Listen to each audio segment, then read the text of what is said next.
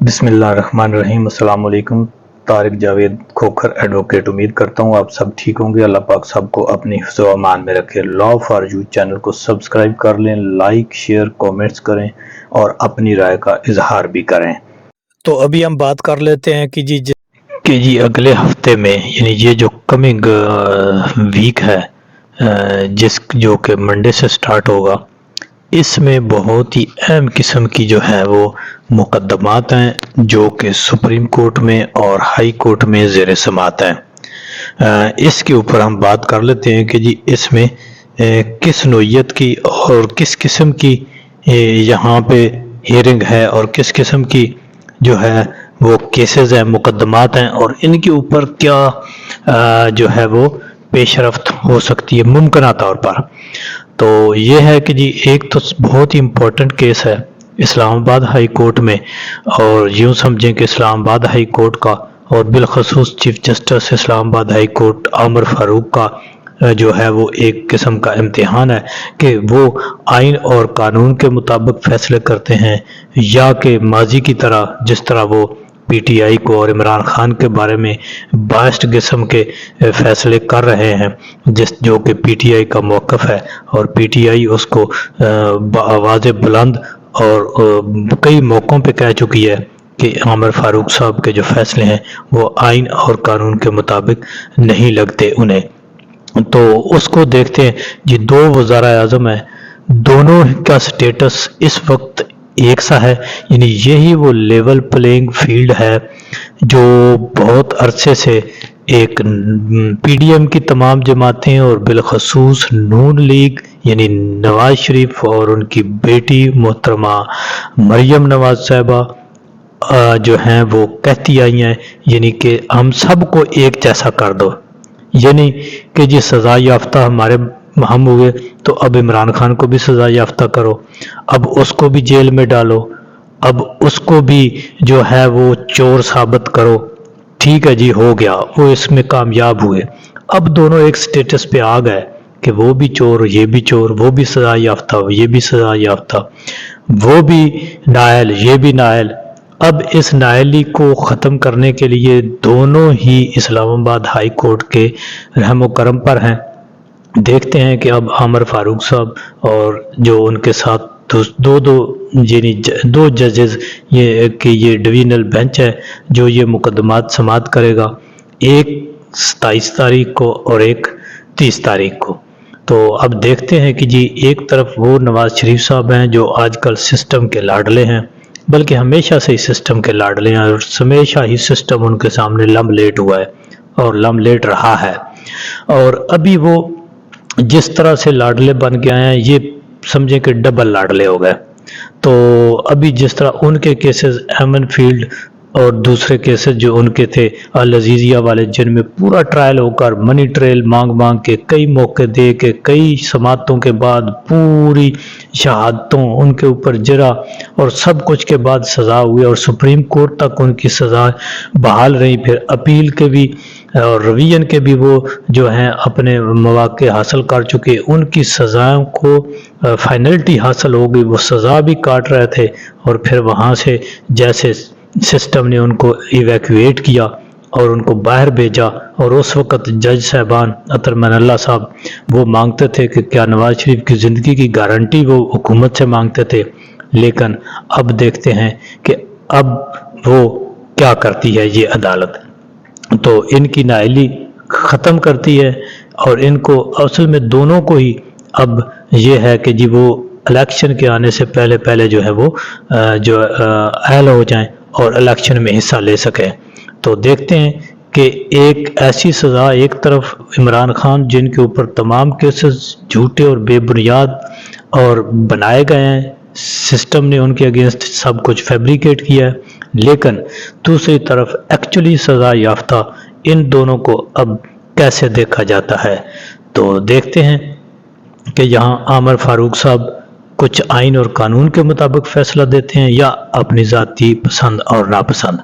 दूसरी तरफ एक और बहुत ही अहम दरख्वास्त सुप्रीम कोर्ट में दायर हो गई है जो कि प्रेसिडेंट ऑफ पाकिस्तान के अगेंस्ट है, और वहाँ पर देखते हैं कि अब जो काजी आला हैं جو سپریم کورٹ کے چیف جسٹس ہیں وہ اس کو لے کر کیسے چلتے ہیں. حالانکہ ماضی میں دیکھا جائے تو سپریم کورٹ اور صدر اور چیف جسٹس قاضی فیصل صاحب جب جج تھے تو یہ آپس میں ان کا ایک ریفرنس کے اوپر جو ہے وہ کلیش ہوا تھا.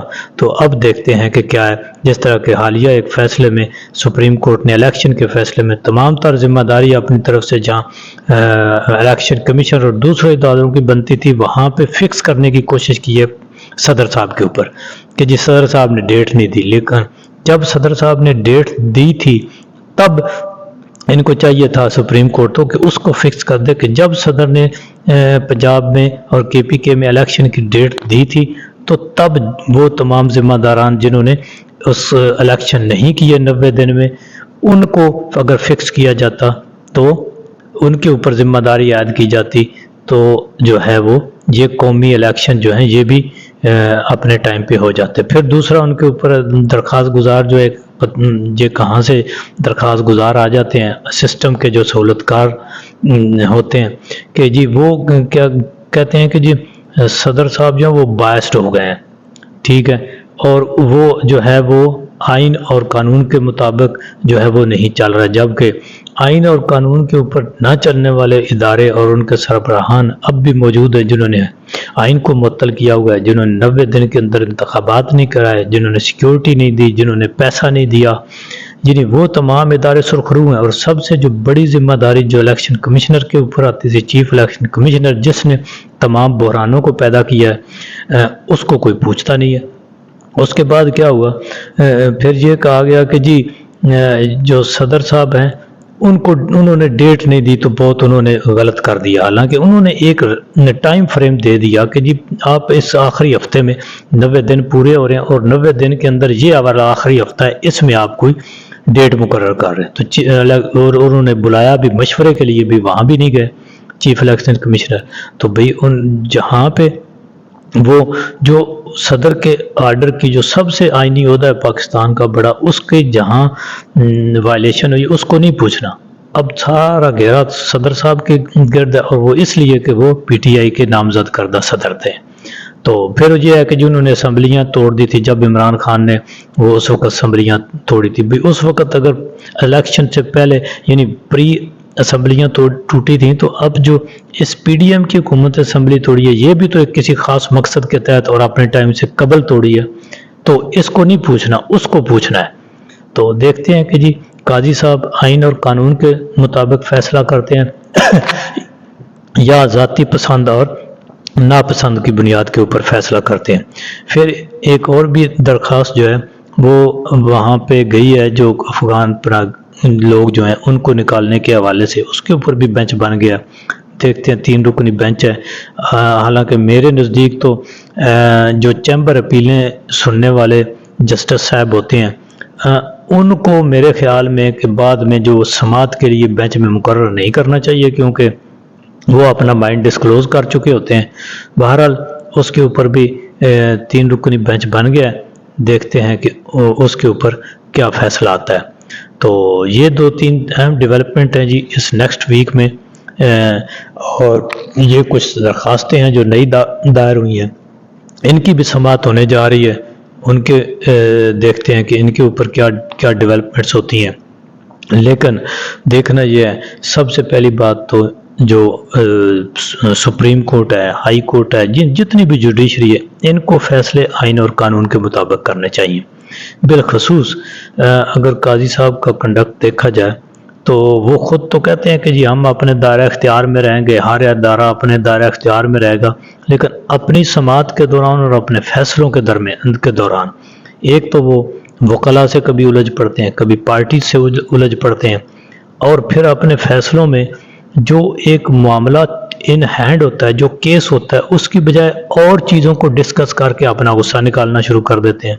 تو میرا خیال ہے کہ جہاں عدالتیں دوسروں کو اور بالخصوص صدر صاحب کو مشورہ دیتی ہیں اور ان کے بارے نوٹس لکھتی ہیں کہ انہیں باعث نہیں ہونا چاہیے، آئین اور قانون کے مطابق جو ہے وہ ہونا چاہیے۔ تو اس طرح میرا خیال ہے سب سے پہلے جو ہے وہ عدالتوں کی، سپریم کورٹ اور ہائی کورٹ یعنی ہائر عدالتوں کی بالخصوص زیادہ ذمہ داری ان کے اوپر فکس ہوتی ہے کہ وہ باعث نہ ہوں اور آئین اور قانون کے مطابق فیصلے کریں۔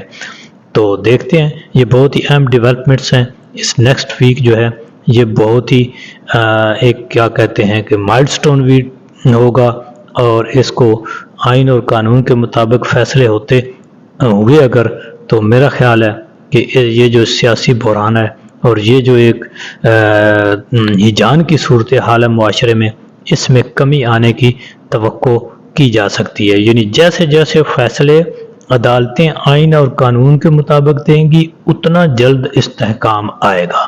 جیسے جیسے آئین اور قانون پریویل کرے گا، اس کی بول بالا ہوگا، اس پر عمل درآمد ہوگا، ایسے ہی معاشرے میں استحکام آنا شروع ہو جائے گا۔ اور یہ بات تمام اداروں کو، طاقتوروں کو اور سیاستدانوں کو، بیوروکریٹ اسٹیبلشمنٹ اور عوام کو سمجھ جانی چاہیے کہ آئین اور قانون کے اوپر عمل نہ کر کے کوئی بھی استحکام کی توقع رکھنا میرے خیال میں یہ ایک خام خیالی ہے۔ تو آج کے لیے اتنا ہی جی، اللہ حافظ۔